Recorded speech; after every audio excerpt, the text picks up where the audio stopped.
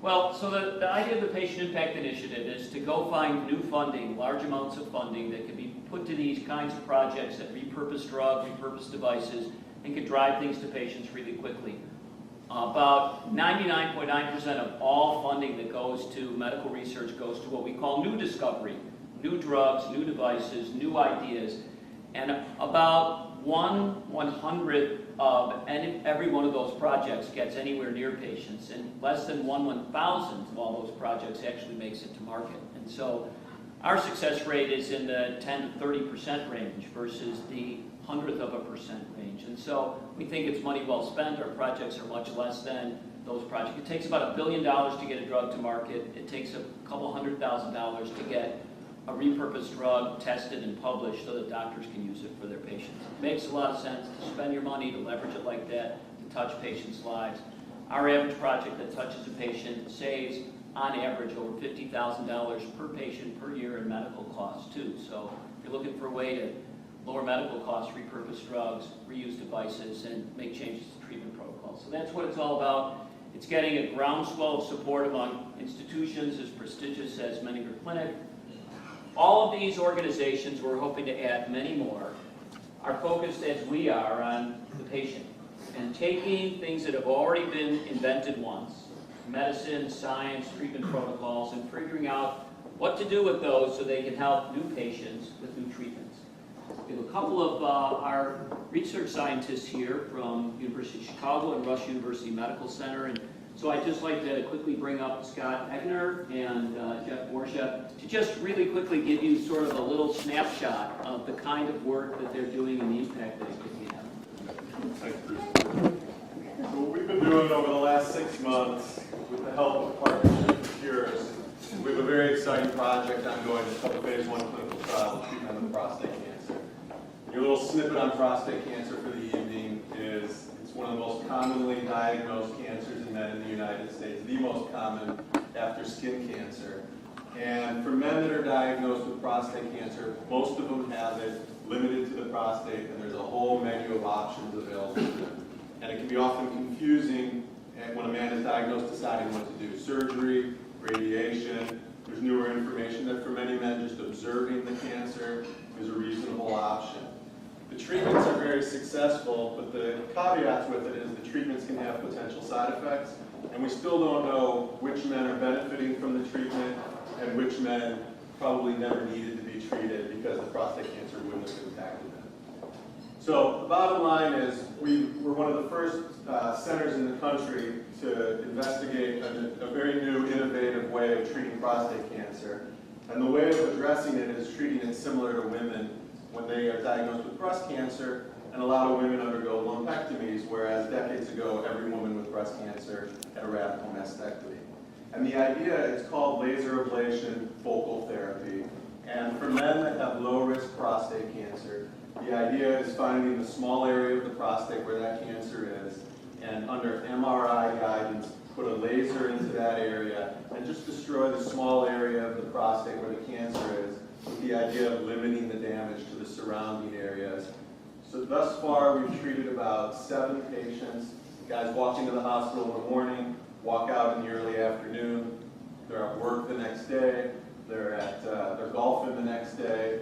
And thus far, we're very excited about our results. I tell guys very honestly, we're incredibly excited about it, but I have no idea if 5 years from now this is going to be used in every hospital in the country, or 5 years from now we're going to analyze our results and not be so enthused about it. But I can tell you, the guys that are diagnosed really latch onto it. And we've had patients fly in from South Carolina, from Texas. I get emails at least every other day from people that find it on the National Cancer Institute's website, inquiring whether they're a candidate for it. And it really wouldn't have been possible by traditional funding mechanisms through the NIH or institutional grants. And it's really a nice partnership that we've had with scientists and clinicians like myself who treat patients with prostate cancer, along with a biotechnology company in Texas that has the technology that we're using, along with groups in Partnership for Cures that has allowed some of the seed money to make it happen very quickly. So the process from the idea to starting to treat patients was incredibly quick, and we're very excited about it.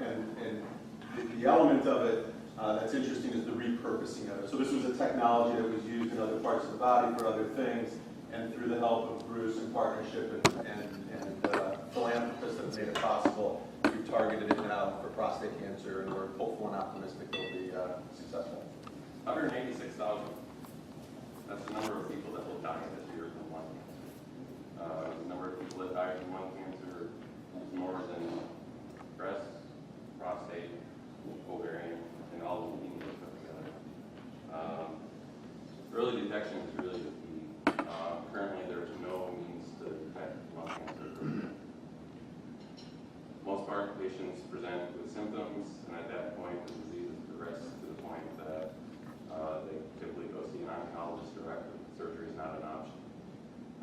About 85% of the patients, when they come in with a symptom, it's already progressed to the brain or to the bones, and at that point, their five-year survival is going to be 15%.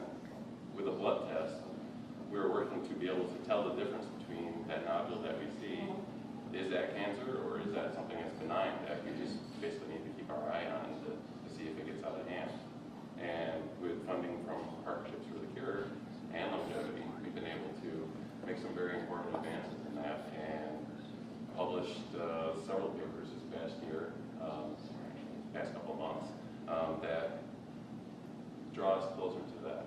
We're using the test now that we've published prospectively at Rush to, just to test it across the wide population of patients that are seen by our pulmonologists and thoracic surgeons to see how well does it do across that population. I just submitted a grant to the National Cancer Institute to help further this research and get us that much closer to having a test that's actually going to be used, hopefully, everywhere. The difficulties with these tests are enormous when you consider like the patient, the heterogeneity within the patient population, that you really need to have a test that covers everyone, because a false negative is deadly.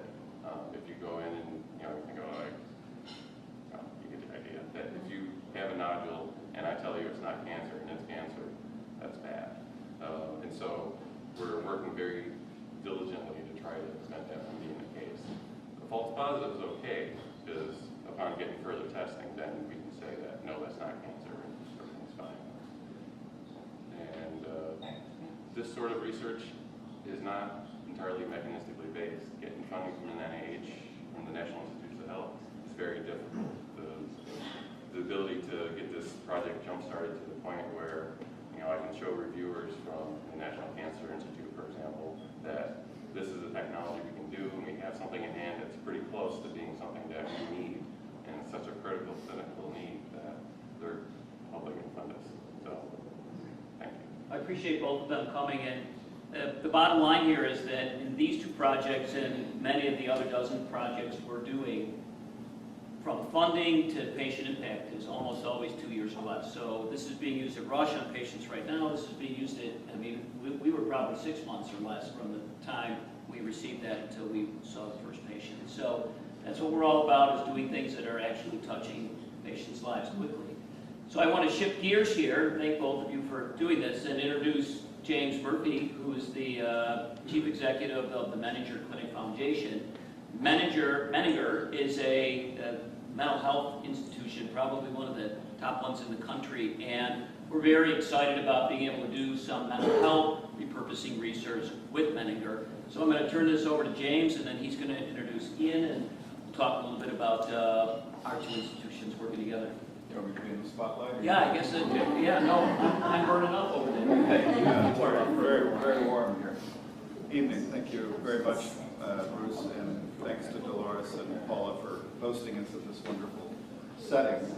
The Menninger Clinic Foundation exists to support the work of the Menninger Clinic through fundraising and partnerships. And Bruce and I have known each other about 10 years, so when I came to Menninger about a year ago, I called Bruce up and said, what kind of interesting things are you up to, and can we do something together? Well, he had this patient impact initiative going, and as we talked more about it, and I brought him to Houston, and we talked with our affiliates at Baylor College of Medicine, and it seemed like a very interesting thing to do. So we are excited to be the psychiatric component of this and a charter member of this initiative. So I think it's going to be incredibly exciting to do that and move forward with it. been with Menninger, I think, 14 years, and as the CEO and response. Many of you from the Midwest, and this is a perception that exists in Houston too, think that Menninger is either still in Kansas or we're an outpost in Houston. No, Ian is the man who moved us to Houston. So we came to Houston to build a research-driven facility that we call the Mental Health Epicenter. It's, I think, going to be a unique and important pioneering project in the world of mental health. Part of that research focus will come through the Patient Impact Initiative and the partnerships we're able to create around that. So Ian's going to talk to you for just a moment about that initiative. Ian. Good evening. One of the reasons I want us to do more work in Chicago is this is my hometown. And you know, as much as I try to dump the Cubs and the Bears, I can't do it. So, a lot of people in Houston think I'm crazy, but I'm still hanging in there. So this is a labor of love. In 1953, our founders, CF and Carl and Will Menninger, wrote a 27-page single-spaced document to be opened when they died for perusal by the next CEO and president of the clinic, so that that person would know how they thought about this and where they wanted the clinic to go. So when Dr. Carl died in 1990, everybody ran into the vault in the business office and opened it up, and there it was from our founders, basically telling us, these are the things you'll do and these are the things you won't do. This is how we thought about it. And it's not everybody that really kind of gets a ironclad strategic plan that they can take into the future. So the thing that was of interest to me when I became president of Menninger was that the founders always saw Menninger as having a research focus, a training focus, and a clinical practice focus. And their view always was that at various times in the clinic's iteration, one of these things became more important than others. But their view of the future was that the clinic would always be a research-driven organization. It was very good timing that Bruce came to us and wanted to include us in the Patient Impact Initiative.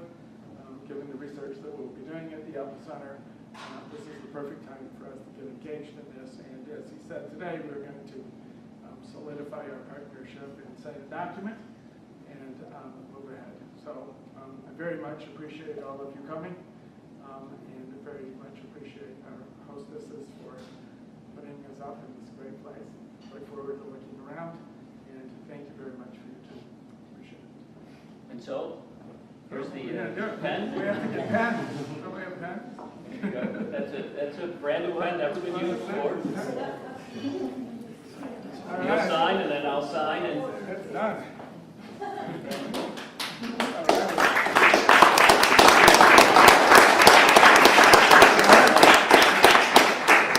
so as we close here, I want to also thank our board members, our committee chairs who have been here, that are here tonight and have been with us for many years in supporting us, and staff members that are here with me. I just want to say thank you, and also to my wife who's always here supporting me. And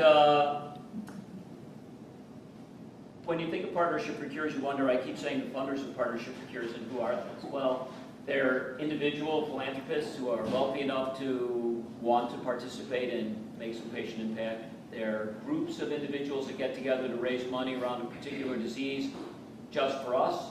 They're also groups of people that have been raising money around a particular disease for a long time and not seeing the impact in wherever they're giving their money, and so they use us to create that kind of impact. So if you know any of those people who really want to make an impact for the patients that they care about, whether they're family members or friends or people they don't even know, they're just concerned, we'd be happy to talk with them.